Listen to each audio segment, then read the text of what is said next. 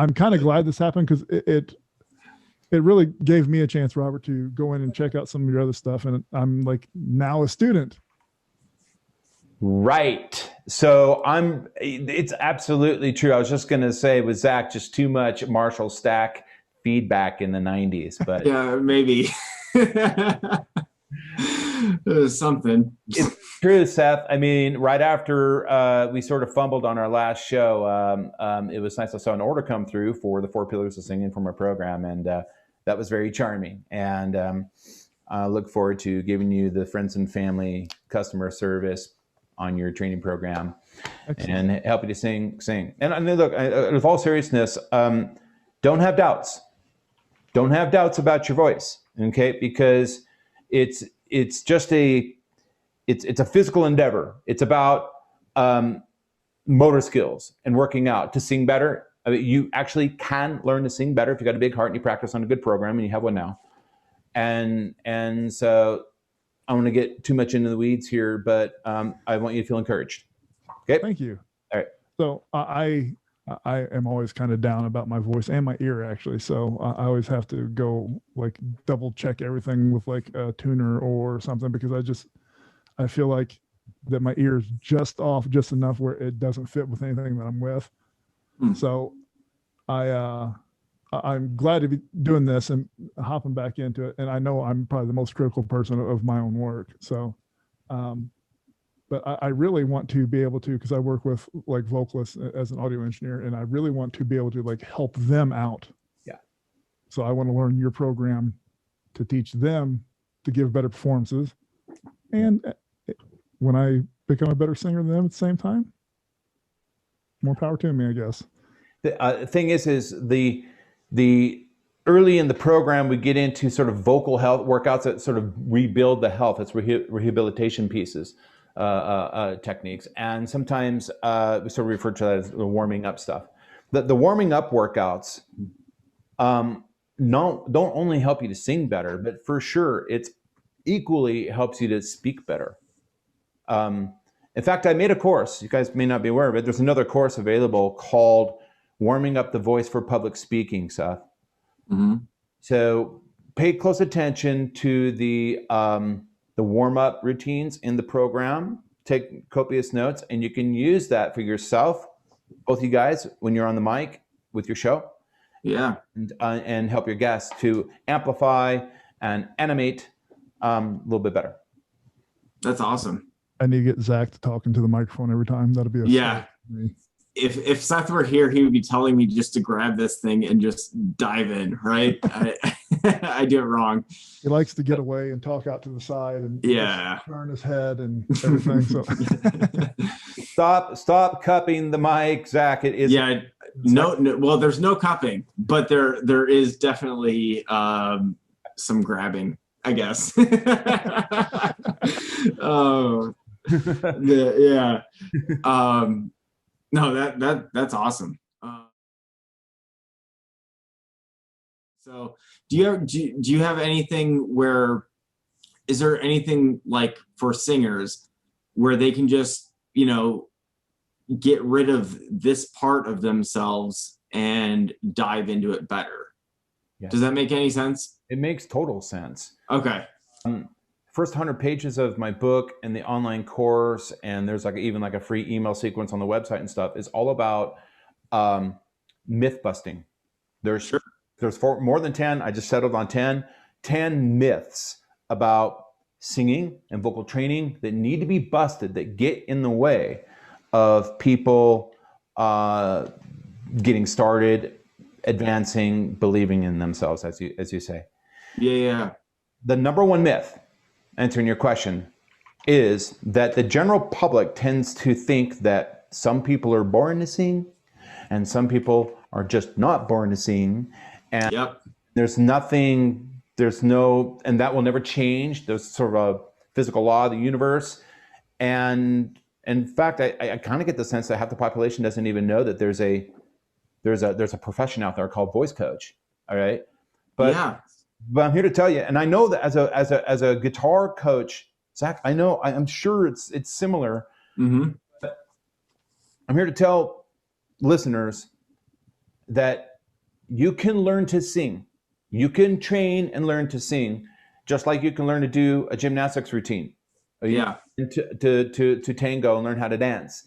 Mhm. Singing involves repetition and building of the strength and motor skills of a mechanism of muscles, tendons. We call that mechanism in fancy voice lesson talk. Mhm. Inside the voice, the larynx, the little muscles, the little things that are moving around that help us to phonate and make vocal sounds can be trained to be strong and build motor skills. Just like going to the gym and working on your biceps. It's no different, except that the muscles are a little teeny tiny and you can't see them. And the fact that we can't see them, there is a sort of an extrinsic experience, user experience with the little tiny muscles inside, adds to that myth and the mystery and the confusion around whether people can sing or not. So answering your question, one of the first things I'll tell people in a first lesson is you can do this. And that's why. It's just physical training. So if you have a big heart and you practice and you put in the time, you'll get better. The other thing that I tell them is, frankly, that the other reason you're going to be able to do this is because you have literally one of the best, if not the best, home study vocal technique training program on the planet. And I understand that sort of sounds like a sales pitch. I'm not trying to pitch my product at the moment. I'm just trying to be completely, I guess I'm confident in what's going on, but you have a lot of evidence. There's a lot of evidence out there. Yeah. And there are other really great courses too. Mine happened to be one of them. Okay. If you have a really super course and a good coach and the right stuff, then it's up to you. Yeah. No, that makes a lot of sense. I don't feel like that was like sales pitchy or anything like that. You have the evidence to back it up. You have a lot of students that have been super successful. You've got everything that you've done, and that's great. You know, just it's the way that you come across to me is just someone that has figured some stuff out. You've trained with people, you've done your thing, and you just have this way of articulating it in a very good way, I think. But a way of articulating it to people that is helpful, right? You're not, there's nothing there that felt sales pitchy or anything like that. Okay, for sure. I don't want it. That's not what we're doing here today. Yeah, I have, I don't know where really, I may know where a bit of it comes from, but I have the gift of taking the abstract and the esoteric and explaining it in ways that people can grasp. Yeah. I get the feedback from my clients a lot in that regard.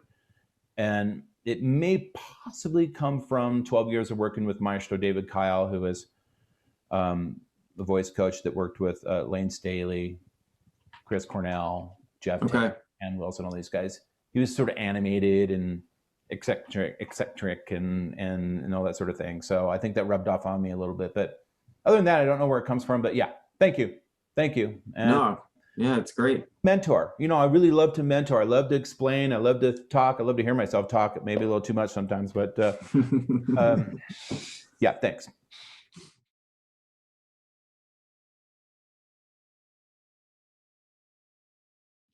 So you said you went through your mentor.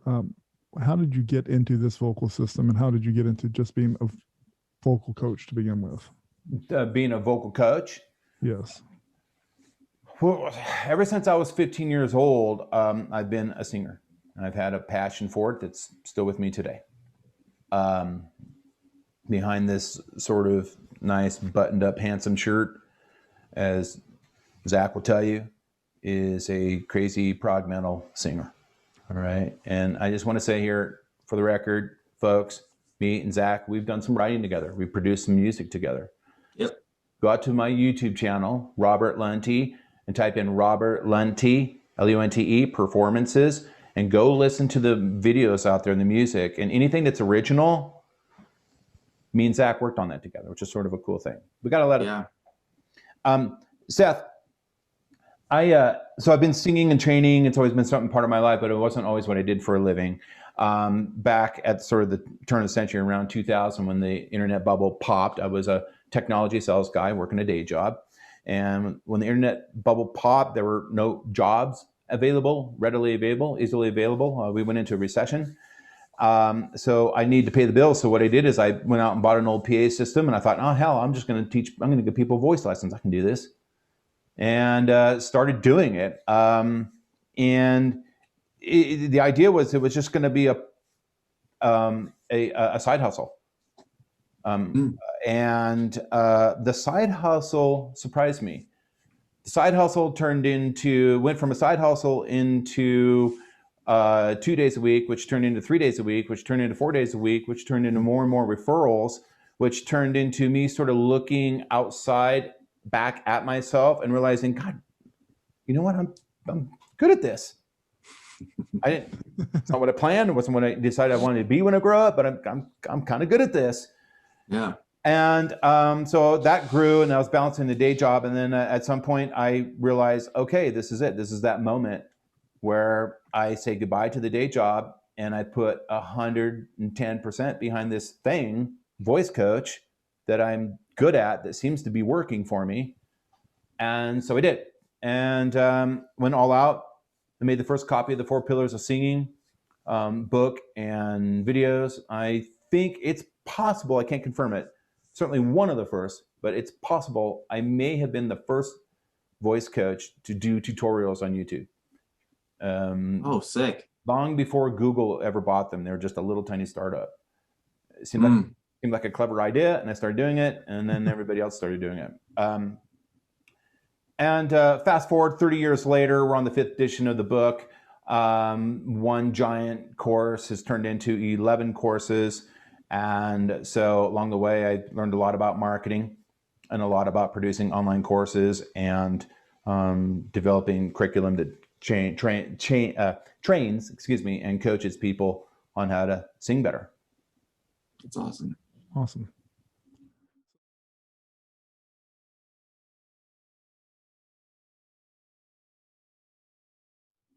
So leading into that, you also are launching Course Creek, which is kind of like your consultant firm for that, right?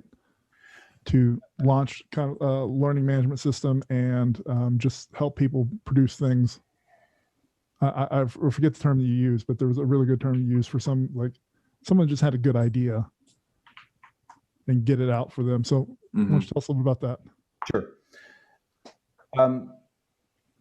So I produced online courses to help singers, right? They were successful. And then some friends came in, other voice coaches from France, Italy, Germany, around the world, friends of mine, colleagues, wanted me to help them make some courses, so I did. That built my skills on sort of consulting and teaching people how to do something I knew how to do in a different context. And it was fun and refreshing, because as a voice coach, I've done just about everything a voice coach can do. I've been there, done that. Yeah. And today a little bit, and it'd always be part of me. It'll be something I'm doing, but I did get to a point after about almost 30 years, like, gosh, I've done just about everything I can do as a voice coach. I've taken this about almost as far as I can go, and I'm just sort of on autopilot. What else can I do? And I realized that I wanted to consult. I wanted to actually work with a different kind of clientele. So I launched a business called Course Creek Consulting, and Course Creek Consulting is a company that is myself and a team of specialists, digital marketing specialists and platform building people that build websites and learning management systems for courses. And what we do is we help individuals, educators, thought leaders, organizations, or anybody with just a good idea, learn how to get their ideas into a storyboard, into a curriculum with proper instructional design. And then we do on-camera coaching. We do on-camera coaching, which is one of my wheelhouses. And then I actually help people learn how to get in front of a camera, what we're doing today, and produce content. Then We have the assets and we upload the assets to platforms like Kajabi, Teachable, Thinkific, Uscreen, LearnWorlds. These are all website systems designed for courses. So it's consulting, coaching, and implementing, and helping people get their game on for scaling their business with monetizing the knowledge that they have and their expertise. That's killer. Yeah, that's awesome.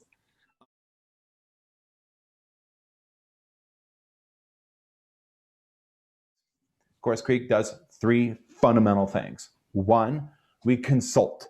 All right. In the consulting process, it's working directly with me. We work with somebody who just has a great idea or half an idea or lots of great ideas already established. But I sit down with them and I talk to them about the platform, the actual website platform that the assets will be uploaded into, and make recommendations on that platform based on their needs and the way they want to teach and what the program would be offering. That will influence the platform and the technology they load into.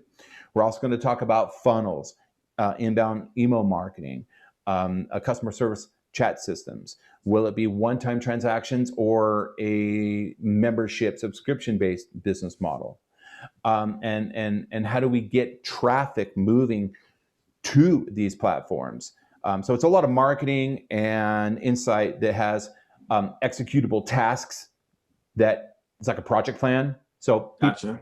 That consultation phase, I give them the project plan. It's something they invest in. And after that, all the mystery's gone. And most of the questions are answered on, gosh, how do I make my dream come true with online courses? Oh, it's all right here. Robert wrote it all out for me. Okay. Step 2 is coaching. Coaching is primarily doing one-on-ones with the client, taking their idea and refining that idea so that it sits properly in has a competitive posture in the market. Sometimes ideas, the immediate idea needs to be tweaked and refined so that it's marketable, okay? And we get more sales and more students. Right. There's a process on that. Once we have that idea, we then write out a storyboard, which is basically the sequential order of the lessons that a student would go through in the course user experience. People they have a lot of ideas, but they need help sort of getting it sorted out and set up a proper way that has success pathing, stages, assessments, and that it's set up in a way that is advantageous and beneficial for the marketing strategy that's coming down the road. Right? A lot of people have no experience in front of a camera. So in phase 2, consulting phase, in the coaching phase, the one-on-one, we work on camera work. Literally, here's the gear you don't want to spend money on. Here's the gear I want you to spend money on. Let's get this together. Here's how to plug it in. And then I go through a series of review on the videos. People will make videos and begin to learn how to speak on camera. Essentially, coaching spokesmodels, okay? Your lighting, your audio, your video, the editing, the background, your attire, your hair, the whole thing, we work on that. And that's a lot of fun. That's a creative process. It's really super cool to see the transformation. I bet. People will go from just, sort of down here in the bottom corner in front of the laundry room to we do a couple reviews to go back and forth, a couple tries. Suddenly they're framed, they're centered, they're looking great. The audio, the video, the background is awesome. And it's like, wow, this is really cool. Yeah. It's not a singer, but I'm having an experience that I've experienced. I'm having a feeling that I've experienced before in the past as a voice coach where, wow, I'm watching this person transform into, something productive and exciting and helping them to get scalability and passive income in their business. When that's done, they go to work. There's this quiet phase where I'm sort of out. I'm still available for feedback, but the course creator has to go make the videos. Let's produce the video. Yeah. Okay? And I tell my clients at Course Creek that, referencing my musician background, it's like making an album. It's like making a movie. You put all your heart and all your energy and work up front early on, and then you publish, and hopefully you've made a product that people enjoy, and then take in the royalties. After that, we go to phase 3. Phase 3 is the heavy lifting. It's building the website, uploading the files, creating the pop-ups, creating the email sequences. And I supervise phase 3, but I don't build at phase 3. My talented team builds phase 3. So if you go out to coursecreek.com, go to meet our team, you can see a list of a whole bunch of people that do that work, and they're absolutely fantastic. They're angels. They do really wonderful work. Awesome. I hope that sort of answers your question. Yeah, well, you did way better than I did with asking it for sure. So, I mean, no, I felt like you nailed it. That's how you get done. That's how you get online courses for real and not just talk about it. That's how you really do it. We have a slogan, which is, we don't sell dreams. We consult, coach, and implement them. Yeah. That's what has to happen. Yeah. And you were talking to Zack about stepping up and doing some prog metal songwriting for a Course Creek project. We'll do it. Oh, yeah. And seriously, yeah, Zack. I want to, if you'd like to, I'm interested in being your producer, helping take you through that process. Let's do it. I mean, God knows you're talented.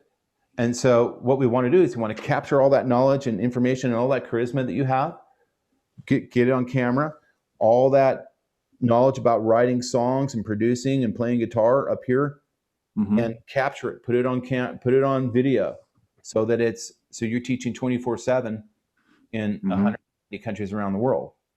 That'd be cool. That'd be so cool. We'll definitely have to make that happen.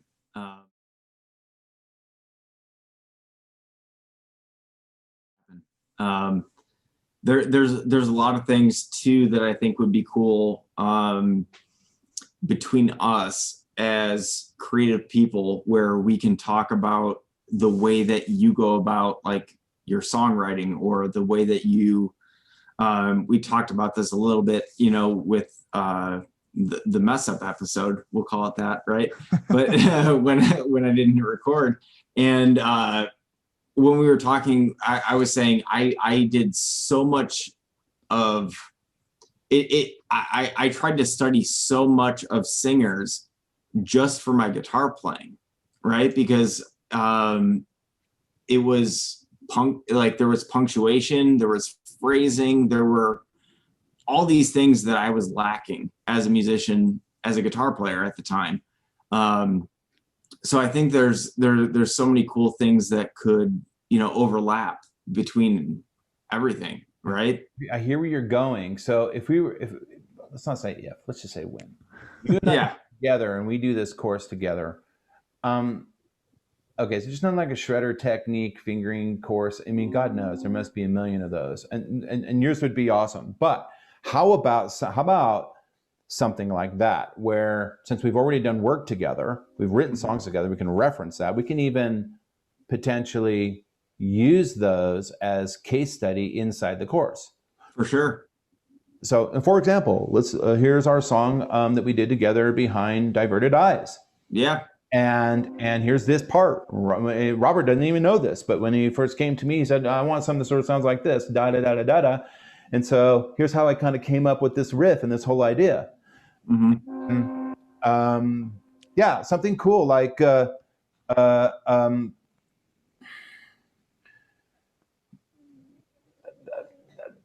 vocal melody influenced songwriting for guitarists. Yeah, that sounds awesome. Yeah. That'd be huge.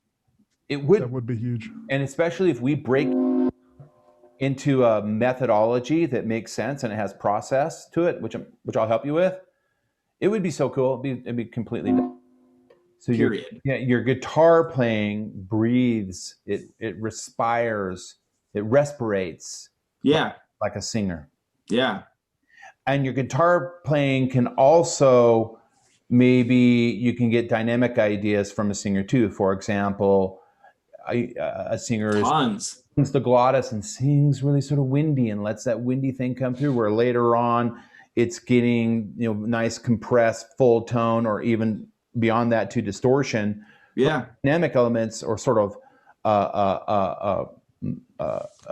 metaphors for what you could use for guitar, I would think. And I just wrote some notes here. Playing saxophone, literally the way a saxophone works with the reed and the way it's built, it's the wind instrument that's the most similar to the human voice. One of the reasons why saxophone is so sexy and swanky is because it has that sort of movement and agility that is a human voice like. And when jazz singers learn to scat, what they go to is trumpet solos. Oh, okay. Oftentimes. So you study trumpet solo riffs, and you put it in that's where you get scat ideas. In fact, when jazz singers are trained in school to scat, the metaphor of scat like a trumpet solo is super common. My point is that there are other situations in music where we see this relationship between the organic agility and the expressiveness of the human voice, how the other instruments can benefit from that. Yeah, that's awesome. Course, I mean, it's a brilliant course idea. Oh, of course. Yeah. I just got to get my button gear, right? No, that makes a lot of sense.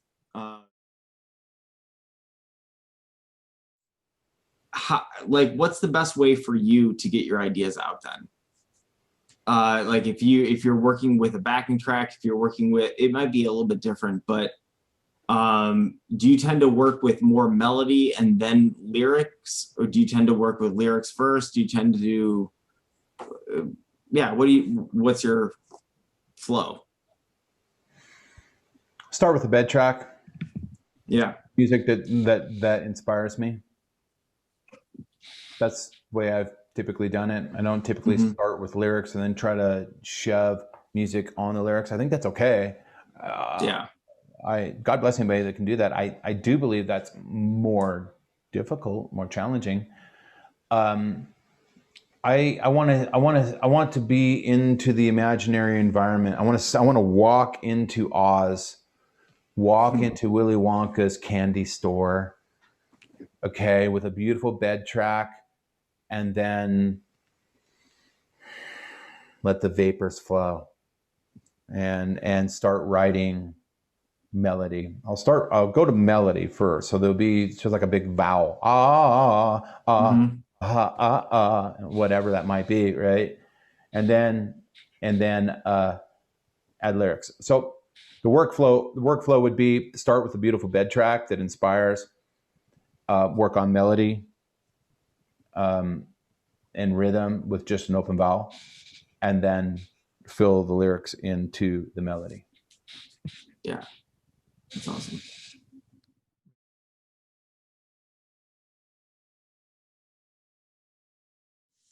So I am new to your program, and I'm sorry, we're going to kind of shift topics a little bit here because I thought this was hilarious. That I got on your public Facebook group today. I got an invitation directly from you to get on your public Facebook group, and I was like, well, I'm driving back from the store, and I see this, and I'm getting ready to hop out of the truck and take groceries, and so I'll check out this and see what it is. And the first one's a video of somebody just doing some exercises and things, and you have a response right below it. And I immediately respect you a billion times more for your response.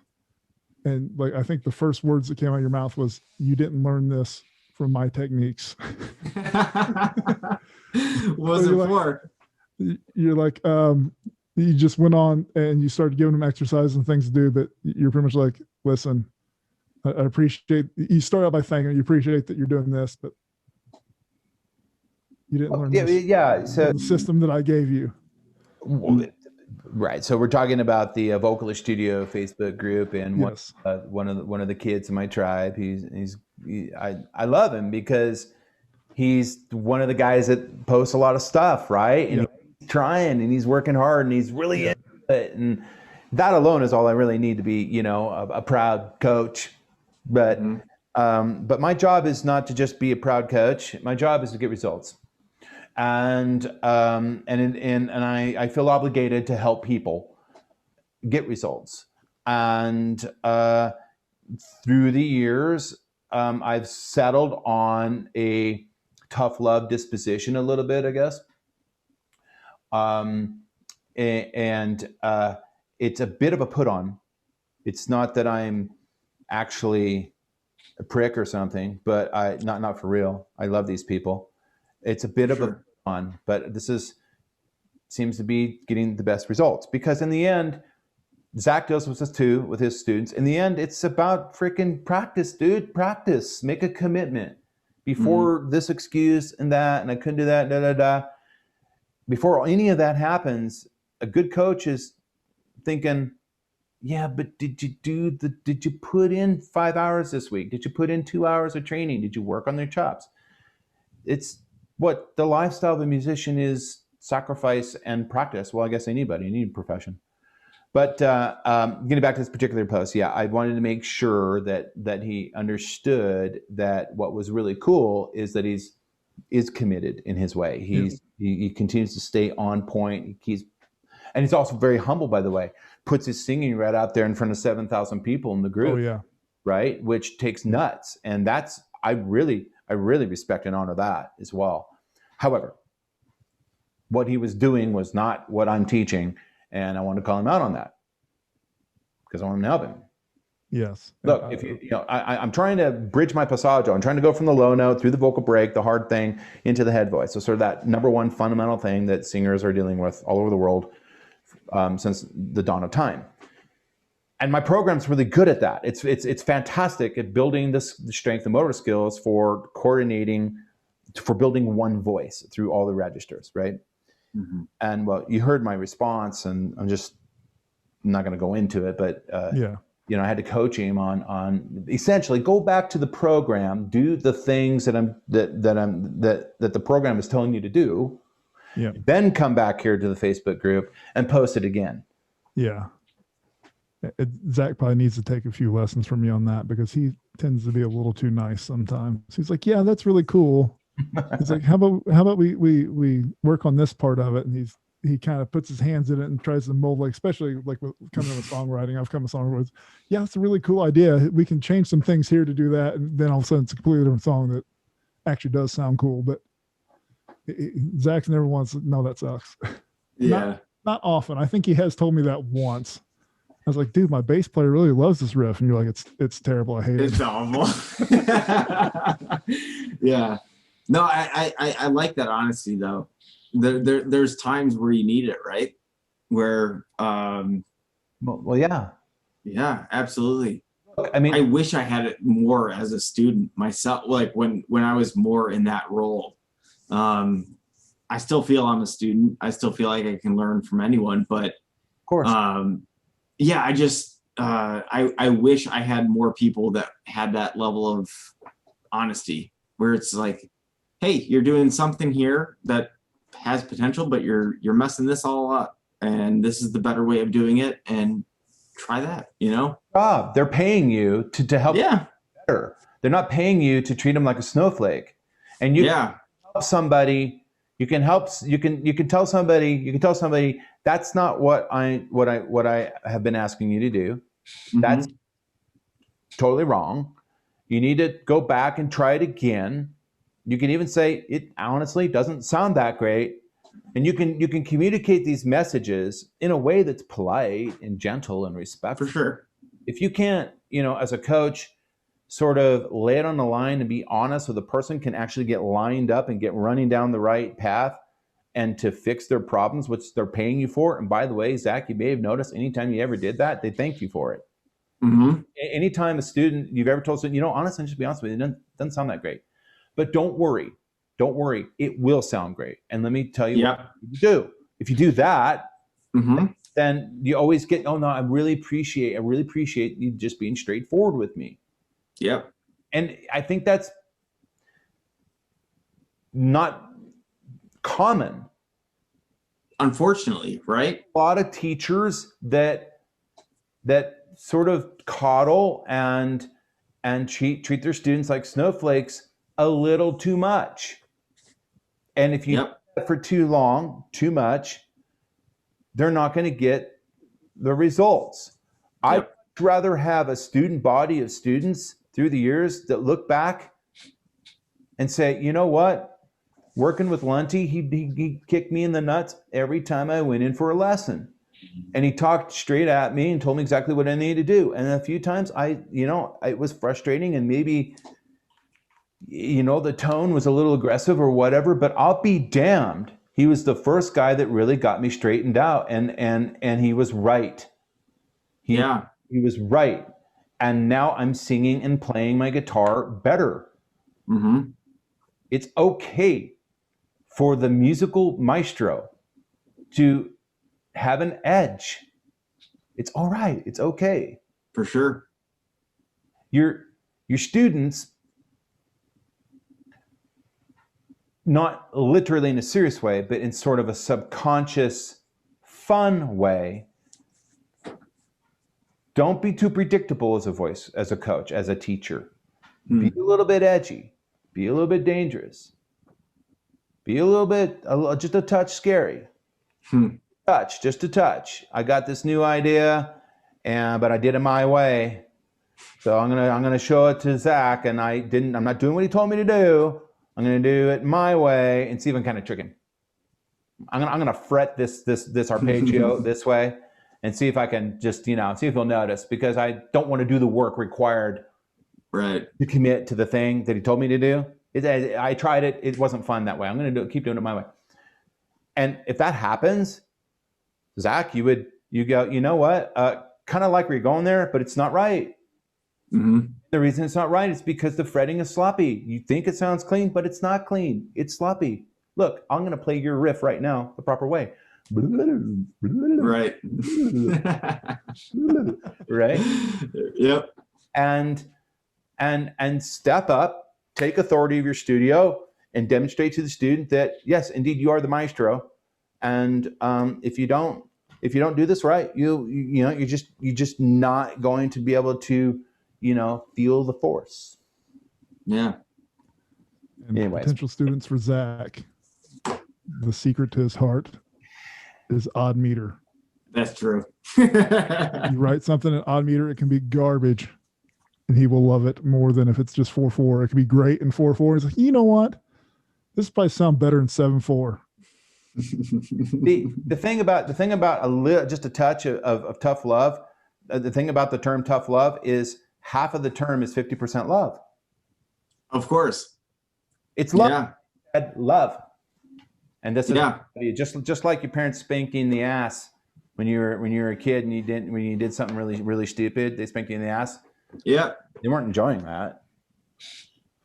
Yeah, I don't know about that. When my mom told me to go pick out which belt I wanted to be spanked with, I think she liked that a little too much.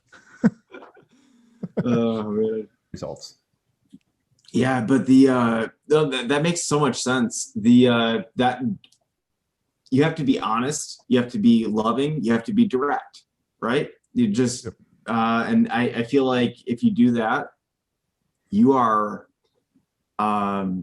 doing so much more than most teachers do by themselves, right? And it puts you in a better spot, not only for you to help the kid or the adult or whoever you're working with, but you need that honesty, right? If you don't have that, there's what is it, right? You're just kind of faking the lesson. You're going to teach them some tricks maybe, or don't have that. There's a lot going on, but one thing that's not going on is you're not delivering the service.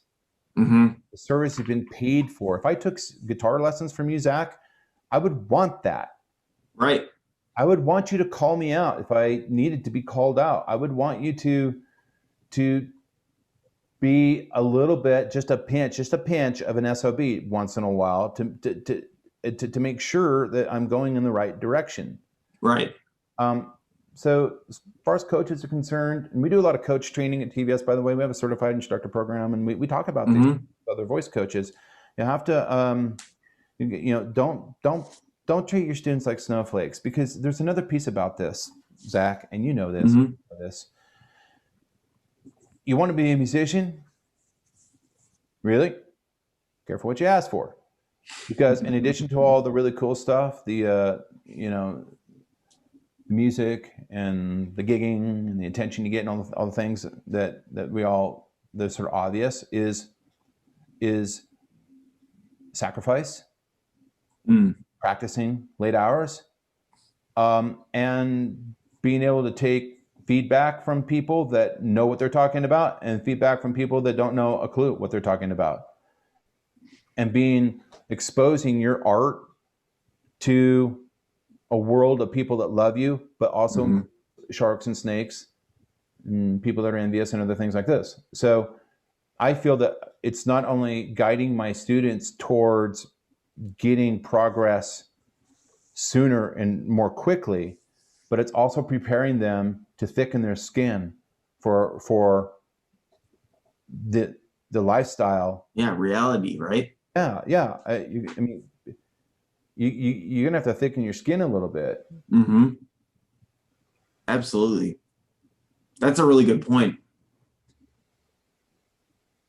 The best musician that I became was a lot of things that happen, but as a mature musician can take feedback. Yeah. Musician wants feedback. Yes. A mature musician wants good ideas from other mature musicians. If Zach, if you and I are in a band and we're writing songs together, and you say, "Gosh, I know I'm not the vocal expert here in the ensemble here, but God, could you maybe sing something sort of like this, because it sounds a little bit tater tot, can you maybe get a little bit lower?" Yeah. I'm kind of, the high stuff's great, but look, I'm gonna be like, you know what, dude, totally. Thanks for the feedback. This is a piece of art that's a collective effort, and the reason that's okay with me is because I trust your opinion. Yeah. For sure. You don't have to be a singer to understand what like good singing is, or have a good idea once in a while. So this teaches students to also be good team players. As a voice coach, I've noticed over and over and over and over again, lots of examples of ideas that I held about training the voice that I held really close and really dear. Okay. And through the ability, it wasn't always easy, but through the ability of opening my, staying open-minded and being willing to say to myself, maybe I'm not all right about that. Maybe there's something to this thing over here, this idea about training that I used to poo-poo. And there's probably 5 or 6 really big monumental movements forward in this program, in this voice training pedagogy that we've been talking about, that were the result of looking at something else outside of my camp, having an open mind, and then trying it and realizing, when I tried it, realizing, oh, now I get it. Now I understand why this is working, how this is helping, Fine, good. I'm on board. I'm drinking the Kool-Aid. Now I'm just going to refine it and do it better. Yeah. For my program, but better. I kind of wish that people would take that open mindset with dealing with other people in society. Right. Not holding on to your belief system so tight that you can't listen to what someone else has to say, or just have a conversation. I think that's, I know I don't like to get too political, but that's just my opinion. Yeah. But that's true though. That's true, regardless of where you sit politically. Absolutely true. And that's not hard. That's not easy to do, is it? And No. especially when it comes to politics, for some odd reason. Why people cling so tightly to their political identity and ideology. I suppose I do sometimes too. But yeah, if you can open your mind, the truth really is somewhere in the middle. It's somewhere. The best solution, it's not here. The best solution is somewhere Over here a little bit, but You got to find what works for you, right? yeah. That balance. Yeah. Makes a lot of sense. Understand the other side. Mm-hmm. Try to. Yeah.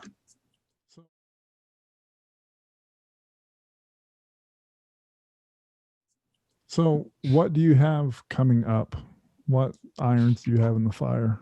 Course Creek has been launched. You're helping out some people. The Vocalist Studio has been around for a long time. Yeah.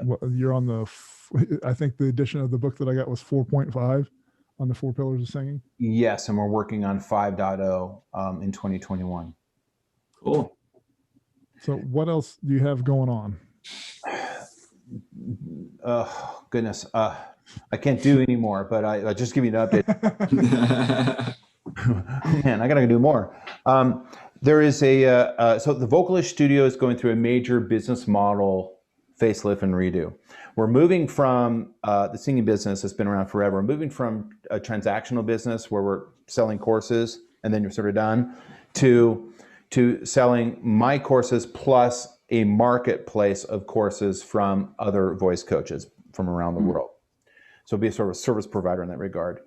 And moving to a membership offering where students that purchase the courses can then sign up for a monthly membership, whereby they will get access to more value-added services, more hands-on sort of stuff. It's sort of a VIP thing, like monthly group calls, review your singing, lessons and things like this. And that includes, we were talking about Course Creek earlier, the platforms and stuff. It includes taking all of my stuff, all the courses and blogs and pages. It's absolutely a huge project, and migrating it over to new technology that enables me to do the marketplace and the membership and proper funneling and inbound marketing stuff that the old platform can't do. So I'm dealing with a big IT migration project right now to upgrade the Vocalist Studio to take it to the next level.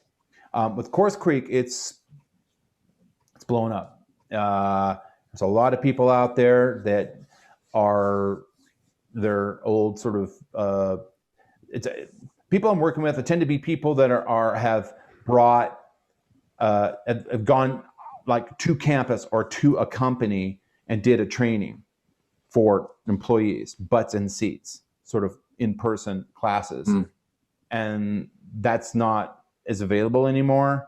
So they need to take those ideas and transform them into digital content, into online courses.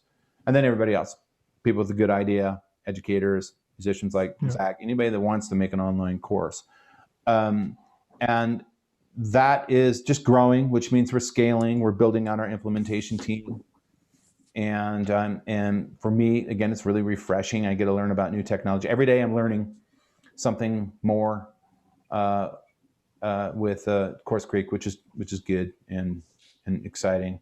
Last but not least, there's a group of musicians in Seattle that asked me to be their singer. It's prog metal. I think I'm really digging it, and so I'm trying to carve some time out to fire up my preamps and bring on the Antelope emulation microphone so I can hear my voice inside that warm, gooey Neumann 47 and Neumann 67 sound coloration. Nice. Oh, you mix both of them together?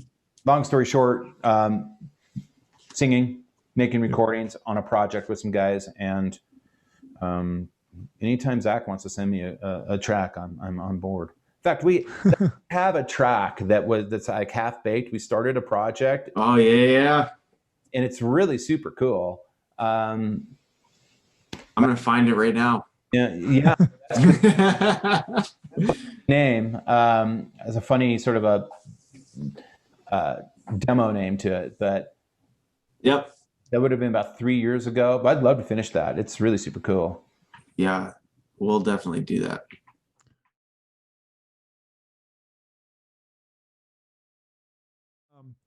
So let's go back to your signal chain. I kind of want to talk about that because I'm a nerd about that stuff. Okay. So you said you're using the U67, U80. I don't have a real Neumann 67, Neumann 87, or 47, but I have clones and redos of them. Okay. In addition to singing into them, I collect microphones. Okay. So I have more microphones than any man needs. I have more microphones than big I don't know if that's possible, but continue. Good answer. You must be a musician. I have Antelope Audio. They have a new emulation mic that does 18 different classic colorations with the software. So Okay. you can get the sound coloration of an old classic Telefunken or all the classic Neumanns and Sony, and it's awesome. And then I have a lot of custom built stuff over here, which are I have another 47 clone, a 67 clone, an 87 clone, and some funky stuff. So that's the mics. And as far as preamps are concerned, I have the Focusrite. It's the ISA. So Thank what you. you're using? The ISA. I have the little red Scarlet, which is pretty cool. I've got the United, what is it? Universal. Yeah, the Universal 720, the one that has the solid state and the preamp dials on it, where you can dial in a sort of the FET coloration versus the tube coloration. You can get a. Yeah, that's pretty cool. What is it? I think it's a 720 Universal. Help me out here, Zach. What is it called? The UAD, oh man. 710 or 720. And Something like that. I have a preamp that interfaces with the Antelope Audio emulation mic.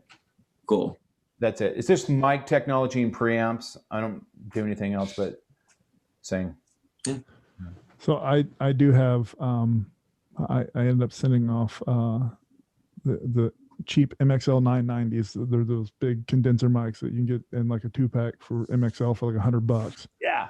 I sent those off to a guy named Michael Jolie to get them modified, and he has sound comparisons for them that sound a lot like the U67. Yeah. So it has like a new capsule and everything in it. So I've got 2 of those, and the 991s sound like the pencil condensers that they're using. However, I just checked his website because I was wanting to talk to this guy. He ceased production last year. Yeah, I know. Oh no. So he stopped doing it. I know. I have a Jolly 87. Do you? Yeah. So we took a Rode NT1. Yep. We built it into a Neumann 87, and I know that I was one of his last customers before he changed his business and he went to marketing it's a meditation machine. Or Michael, if you hear this, hopefully I'm not hacking this thing, but it's like a pod thing that people listen to that helps you get a deeper subconscious level. Yeah, it's that's pretty neat. Lotus Position product or something. Yeah. Big change though. We're talking about change. We're talking about looking at other interests and other skill sets that you have and reinventing yourself, a little bit. Yeah. And he's a good example of somebody that's moved on. I got to get one of these things. Yeah, but that's very coincidental. I do have these 87. Yeah. Awesome. Nice. Awesome. Yeah, I just looked up what he's doing now, and on Amazon it says ships with this Muse headband that I always talk about a bunch. So I've got this like a meditation headband. So we probably need to talk to him sometime. It'll be an interesting topic. Cool.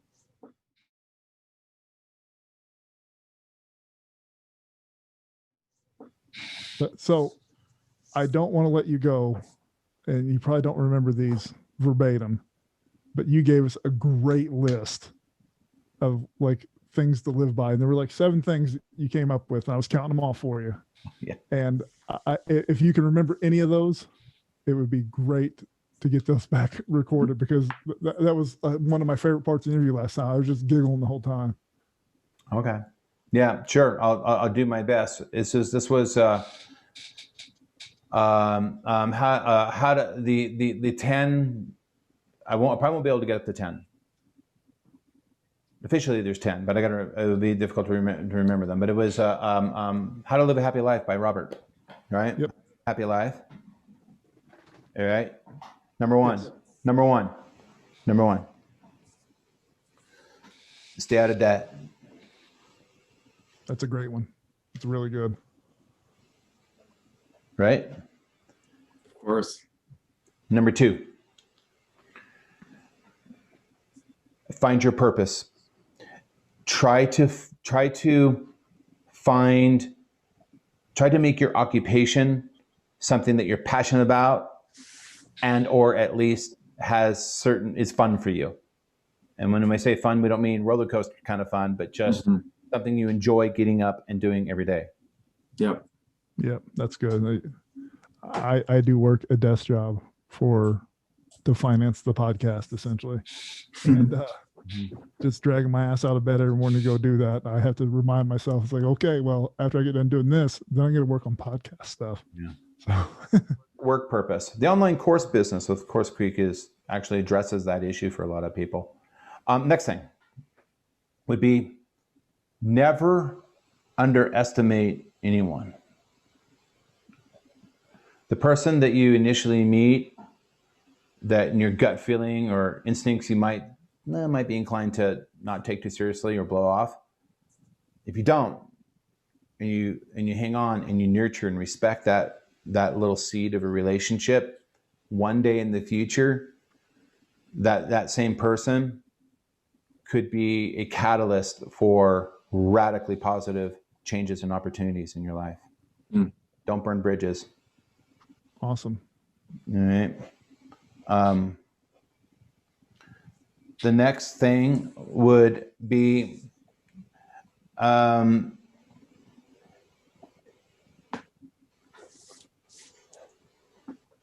work ethic. I sound like your mother now, don't I? Okay.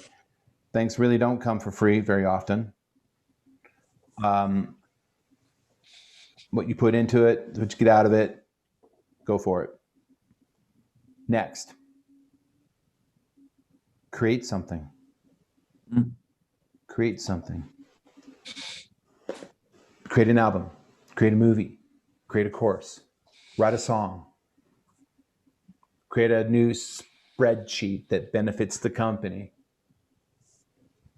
Make and create things out of nothing that didn't previously exist.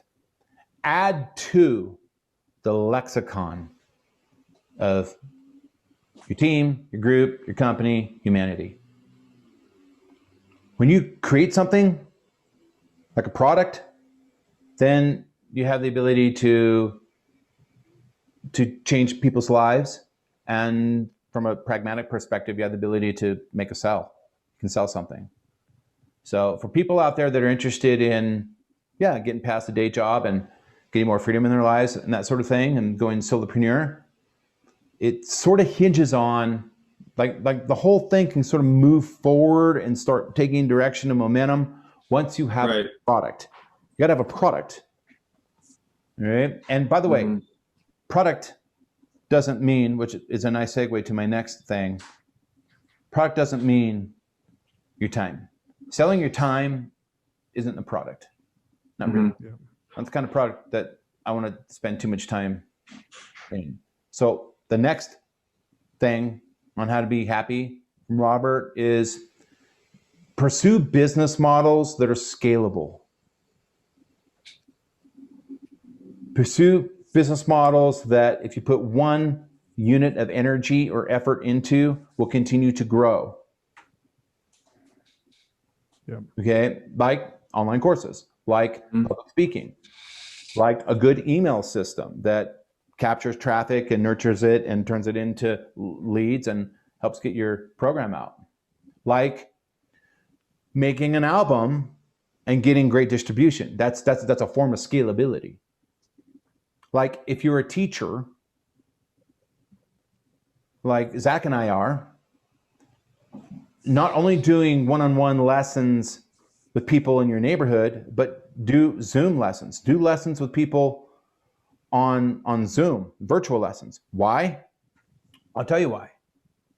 Because in the little valley that I live in, there's maybe 10,000 people that might be available for a voice lesson.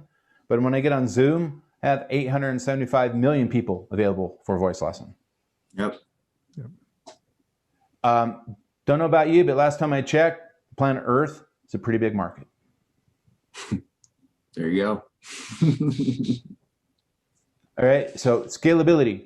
And from a personal perspective, just sharing with the viewers, it's when I put scalability into the singing business with online courses that I transformed my life.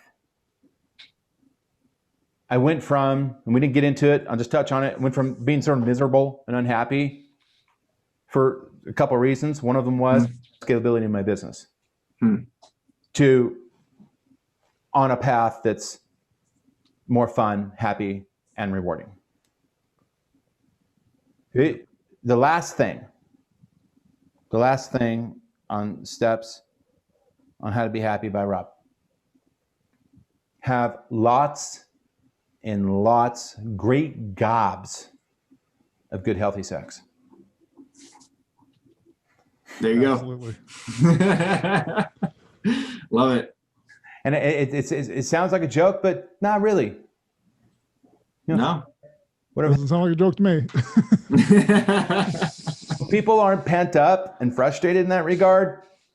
It frees up mental capacity that can be focused on things like building scalable businesses or building a product and other things. It can just be a real burden, right? Yep. All right. That's great. That's actually 7. Yep, we had 7 last time. Did we? Wow. Yes. Okay. All right. Nailed Perfect. it again. True professional. Yep. I appreciate it, man. I'm so happy that we could get you back. And I'm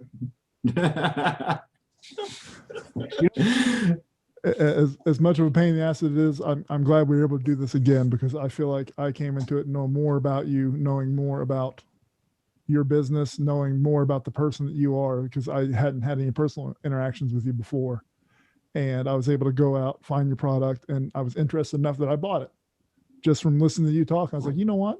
There is something here that I can take from it. Even if I don't become a great singer, I can become a good singer, and I can help other people become better singers that I have to work with. So I appreciate it. And also, always, we appreciate your time. Absolutely. Hey. Absolutely. Thank you, guys. I equally appreciate and am grateful for the opportunity to spend quality time with you guys, colleagues, friends, creative folks. Of course, opportunity to share my story and talk a little bit about what I'm doing with folks. But you know, just that you thought about me, it's just fantastic. So anytime. All right. I can't wait to get back on. Maybe in 2 hours we can do it again. Yeah, 2 hours. Oh, that's awesome. Yeah, thank you so much. Appreciate it. Yep. You're welcome.